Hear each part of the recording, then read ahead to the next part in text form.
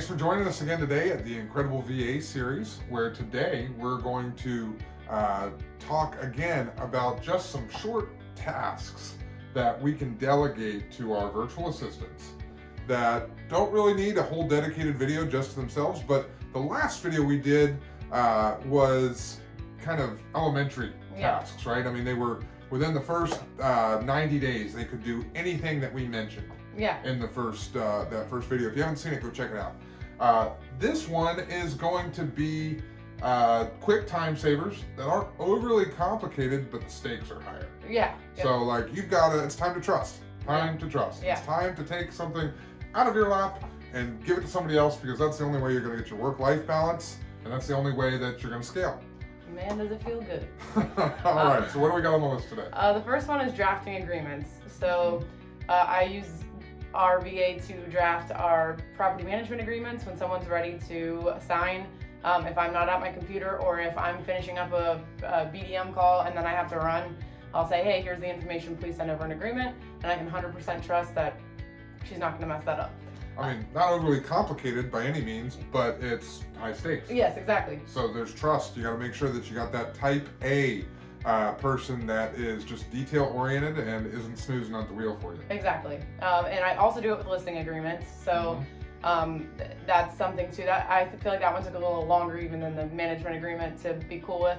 But it's really nice, and it is a huge time saver. So that's absolutely. So what else we got? So then we've got researching vendors and services. So if I'm interested in possibly hiring a vendor at our management company, I'll have our VA take the initial meeting sometimes, or before we decide if we even want to have a meeting, they'll get all the information and kind of put it in a deliverable for us and find out the pricing and all of that. And we're calling this one a little higher level, not because it's high stakes. I mean, worst case scenario, you sit down with somebody and you're like, pass on that one. But it takes a level of understanding of priorities in business, right? What's important to you, consistency, pricing, availability, all these other things that would make this person a good fit to you. And just how the business works. Like, they've been at the business at this point long enough to know what they're doing, to know what we do, and to understand what services might be valuable to us. So they don't make the final decision, of course, but getting that information is really helpful. Absolutely. And then this one's definitely a lot more trust, and you have to know your VA and know they're good on the phone and know they've got a little fire under them. But cold calling for rent by owners, for sale by owners, and expired listings, we've had them do, and there's been some success in setting appointments with that. So one thing I'll say, having set a lot of people up with virtual assistants, is you need the right butt for the seat. I mean, if you are going to take a bookkeeping accountant and put a phone in their hand and say, dial kid, it's not going to go well. You're going to burn out somebody that has a specific skill set. So having a little bit of foresight on your needs when you're sourcing is a huge must. Exactly, not every VA is cut out for that, but we've definitely had success with it, and something to keep in mind for sure. The next one is new owner onboarding. So our VAs kind of created that entire process. They know from repetition, from when they started, what we need from a new owner. And so they take, the second we sign the agreement with them, they're contacting them, getting all the property detail sheet, ACH form, W-9, all those things, and they're following up till we have it all. And our owner onboarding process, like I don't want to say I ever dreaded signing on a new owner, because that sounds bad.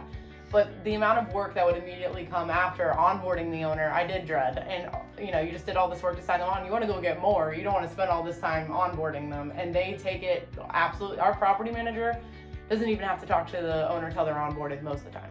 So you're saying that you didn't have to train them in the process, they just made it for you? I just told them, we need all these things every time. And they just one day had this beautiful welcome email set up and this follow-up process, and it's just a really seamless onboarding process now. That's incredible. They are awesome. Makes me a little emotional. Okay.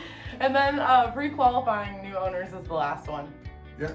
So when I say pre-qualifying, there's a couple levels of pre-qualifying that we do at least, and some of it's left to me. But the things that I ask them to ask are we just opened a seasonal rental department, but I want to know, am I talking to a seasonal owner or an annual owner or someone that's unsure? I don't want to waste my time talking to somebody that's looking for an HOA management company. We're not, and people get that confused all the time. We also don't manage full buildings. So when it comes to that, it saves us the time of talking to those people, or we don't manage in that county, that area. So that's the kind of screening they do. We still save that's just not a good fit for us, owner. They don't make calls like that. Sure. Yeah. And I would say that the more experience they get, the more qualifications you can put on their plate. Yes. Whereas when you first start, it may be as simple as to say we only manage single family, not HOAs or multifamily. Right. And then, you can give them the area that you're in. Yes. And then, just build on. When in doubt, they send the lead over. I would never want to miss anyone that way, but there's certain things that they know how to weed out now, which is very nice. No doubt. Yeah. Well, like I said, these were just small tidbits that didn't warrant an entire video. But if you are considering a virtual assistant, but not sure what value they could add besides tenant screening or besides answering your calls, and you're looking for just little things to fill up their time and give you some more time, these are great places to start. Yeah, thank you.